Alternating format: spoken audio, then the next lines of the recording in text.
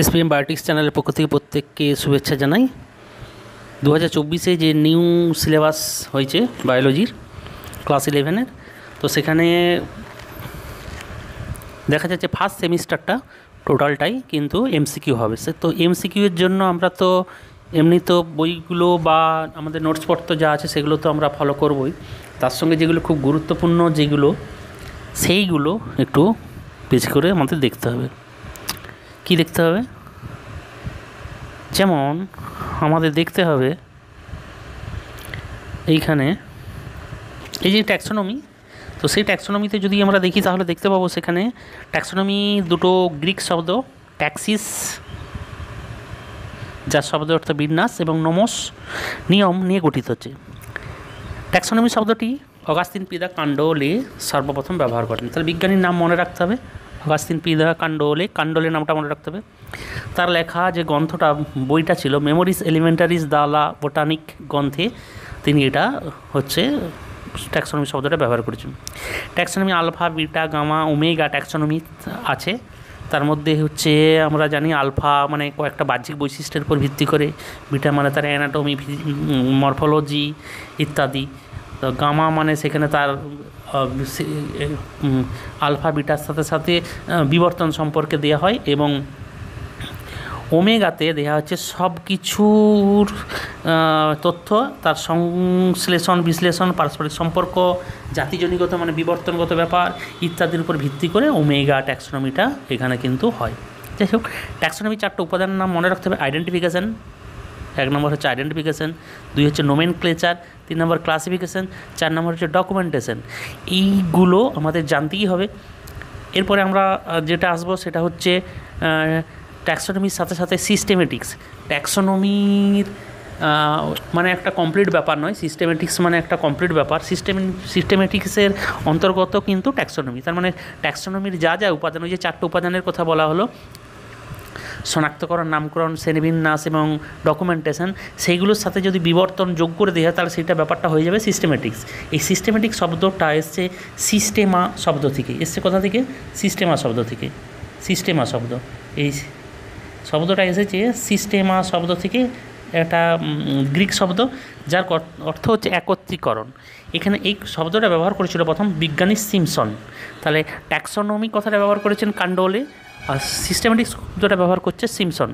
Systematics সের সঙ্গে ট্যাক্সোনমির একটা সম্পর্ক আছে। এবারে কোনো কোনো বিজ্ঞানী বলছে সমার্থক শব্দ দুটো, কোনো কোনো বিজ্ঞানী বলছে না সমার্থক শব্দ নয়। এই নিয়ে নানা রকম মতভেদ আছে, তো যাই হোক সেগুলো আমরা জেনে যাব। উদ্ভিদ বিজ্ঞানের জনক, উদ্ভিদ বিজ্ঞানে আমরা যে বোটানি বলি আমরা, ফাদার অফ বোটানি, সেটা হচ্ছে থিওফ্রাস্টাস, বিজ্ঞানীটার নাম মনে রাখতে হবে। তা দ্য হিস্টোরিয়া প্লান্টারাম হচ্ছে তার বিখ্যাত একটা গ্রন্থ, ঠিক আছে। ক্যারোলাস লিনিয়াসের নাম কিন্তু আমরা যতদিন জীবনবিজ্ঞান পড়তে হবে ততদিন মনে রাখতে হবে। দ্বিপদ নামকরণের জনক তিনি, ফিলোজোফিয়া বোটানিকা 1751 খ্রিস্টাব্দে লিখেছে। তার লেখা অনেক বই আছে। সিস্টেমা ন্যাচুরি, যার 10ম সংস্করণ আমরা দ্বিপদ নামকরণ বাইনোমিয়াল নোমেনক্লেচার সম্পর্কে আমরা জানি। হ্যাঁ, তাহলে এইটা আমাদের মনে রাখো। 1753 খ্রিস্টাব্দে স্পিসিস প্লান্টারাম, যেটাই হচ্ছে 10ম সংস্করণ করেছিল সিস্টেমা ন্যাচুরি। তার মানে সিস্টেমা ন্যাচুরিতে তিনি এই 10ম সংস্করণে প্রকাশ করেন দ্বিপদ নামকরণ। এইগুলো আমাদের জেনে রাখতে হবে। এইখানে এই দ্বিপদ নামকরণ জানতে গিয়ে আমাদের দুটো জিনিস জানতে হবে। কি না, একটা হচ্ছে ICBN এবং ICZN। ICBN international code of botanical nomenclature, আর ICZN হচ্ছে international code of zoological nomenclature. যেটা হচ্ছে বোটানিক মানে উদ্ভিদ বিজ্ঞান, উদ্ভিদগুলোর নামকরণ করা হয় ICBN, আর প্রাণীগুলোর নামকরণের একটা সংস্থা হচ্ছে ICZN। এইবার এখানে আমরা দুটো কথা বলছিলাম, ট্যাক্সোনমি এবং সিস্টেমসি, দুটি সমার্থক শব্দ কে বলেছে? ল্যাম এবং টিউরিল। আর ভিন্নাত্মক শব্দ বলেছে ম্যাসন বলে একজন বিজ্ঞানী আছে, তিনি বলেছেন, ঠিক আছে। তাহলে করণের সম্পর্কে বেশ কিছু তথ্য আমাদের জানতে হবে। যেমন দ্বিপদ নামকরণ যে বা বিজ্ঞানসম্মত নামকরণ বা ইন্টারন্যাশনাল নোমেনক্লেচার যেটাকে বলা হচ্ছে, এইটা হচ্ছে বিজ্ঞানসম্মত নামটা ছাপা হবে ল্যাটিনে ছাপা হবে ল্যাটিনে, কিন্তু লেখা হবে ইটালিকে লেখা হবে। গণের নাম কিন্তু একপদই হতে হবে। প্রজাতির নাম দ্বিপদ হতে পারে, যেমন প্রজাতির দুটো পদ নিয়ে একটা প্রজাতি হতে পারে। যেমন আমি বলছি জবার বিজ্ঞানসম্মত নাম হিবিস্কাস, গণ আর রোজা সাইনেন্সিস দুটো পদ নিয়ে তৈরি হচ্ছে, রোজা হাইফেন দিয়ে সাইনেন্সিস লিখতে হয়। তাহলে দুটো পদ নিয়েও কিন্তু হতে পারে, এক পদেও হতে পারে প্রজাতির নাম, কিন্তু গণ সবসময় একটা পদ নিয়েই তৈরি হবে। বলছে একাধিক বিজ্ঞানীর যদি নামকরণের আবিষ্কার করতে হন, তাহলে অ্যাটল বা অ্যান্ড দিয়ে তাদেরকে কিন্তু শেষে জুড়ে দিতে হতে পারে। ঠিক আছে, বলছে যদি নাম বানানের কোনো সংশোধন বা গণের নামের পরিবর্তন হয়, তাহলে কিছু নিয়ম আখের যে বিজ্ঞানসম্মত নাম, প্রথমে নাম ছিল ফেলিস টাইগ্রিস, ফেলিস হচ্ছে গণ, ফেলিসটা পরবর্তীতে প্যান্থেরা এসেছে। তোর কে করেছিল? লিনিয়াস। সেই জন্য লিনিয়াস সংশোধন হয়েছে গণটা, সেই জন্য লিনিয়াস কিন্তু এখানে আমাদের ব্র্যাকেটের মধ্যে রাখতে হবে, এবং যে করেছে তার নাম পরবর্তীতে এখানে কিন্তু সেই বিজ্ঞানীর নাম দেওয়া যেতে পারে। ওকে, এখানে দেয়া নেই যদিও, কিন্তু কোনো বিজ্ঞানীর নাম দেওয়া যেতে পারে। তাহলে কোনো যে প্যান্থেরা টাইগ্রিস আর লিন কথাটা ব্যাকেটে লিখেছে, এবং লিন ব্যাকেটে লেখা আছে, মানে হচ্ছে এই ক্ষেত্রে এই যে প্যান্থেরা মানে গণের পরিবর্তন ঘটেছে, মানে এই নামের পরিবর্তন ঘটেছে, এবং পূর্বেকার নামের ছিল লিনিয়াস বিজ্ঞানী। ঠিক আছে, এই যে যেমন এখানে আরেকটা উদাহরণ আছে, একটা সিরিস গাছ, হ্যাঁ, অ্যালভিজিয়া লেভেক লিন বেন্থ বলে এই যে লেখা আছে, এইটা তোমরা যদি ভালো করে লক্ষ্য করো তাহলে দেখতে পাবে।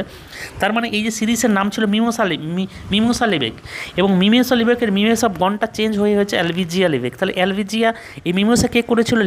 লিনিয়াস নামকরণ করেছিল, এবং পরবর্তীতে এটা সংশোধন করেছে বেনথাম। তাহলে এই অ্যালভিজিয়া লেবেক ব্র্যাকেটে লিন, এবং পরে বেনথামের নামটা দিয়ে আছে। এইভাবে কিন্তু বিজ্ঞানসম্মত নামের কিন্তু যদি কোনো চেঞ্জ করতে হয় তাহলে কিন্তু এরকম ব্যাপার আছে। বিজ্ঞানসম্মত নামে উপগণ যদি ব্যবহার করায় সাবজেনাস, মানে জেনাসের পরে হচ্ছে সাবজেনাস, সেখানে কিন্তু ব্যবহারটা হবে কি জেনাস ত্রিপদ নামকরণ হয়ে যাবে, এবং সেইটা হচ্ছে তখন হবে কি বন্ধনীতে, জেনাসের পরে বন্ধনীর মধ্যে লিখতে হবে। এখানে আমার উদাহরণ এখানে দেওয়া নেই, নাহলে হয়তো দেখাতে পারতাম, এই মুহূর্তে নাই। তো যাই হোক, এই হচ্ছে এখানকার ব্যাপার। আচ্ছা, বলছে স্পিসিসের নাম দুটো পদ দিয়ে তৈরি হলে, সেটা আমি বললাম একটুকে, যে হিবিস্কাস, এই যে রোজা সাইনেন্সিস, এরকম ব্যাপারটা। এবার মনে করো কাতলা দুটোই গণ এবং প্রজাতি একই নাম, যদি এরকম হয়ে যায় সেটার নাম হচ্ছে টাউটোনিম মানে কি গণ এবং প্রজাতির নাম একই রকমের, কাতলা। টপোনিমটা কি? টপোনিম মানে ট্রপিক্যাল মানে কোনো, যেমন মনে করো ম্যাঙ্গিফেরা ইন্ডিয়াতে আবিষ্কৃত হয়েছে, ওই জন্য এই যে ট্রপিক্যাল কোনো একটা ট্রপিক এরিয়া থেকে বলে সেটার নাম হচ্ছে ট্রপোনিম হয়ে যায়। ঠিক আছে, হোমোনিম বা সমচ্চারিত নাম কি? হোমোনিম। এই যে হোমোনিমের ব্যাপারটা আমরা যদি দেখি তাহলে আমরা দেখতে পাবো হোমোনিম, এই যে নকচুলা ভ্যারিগেটা একটা পতঙ্গ, একটা পক্ষী, দুটো সম্পূর্ণ আলাদা প্রাণী, কিন্তু এদের উচ্চারণ বা সম উচ্চারণ নাম একই রকমের নাম যদি হয়, তাহলে দুটো ভিন্ন প্রাণী, তাহলে এক্ষেত্রে কি হয় না একটা সমস্যা দেখা দেয়।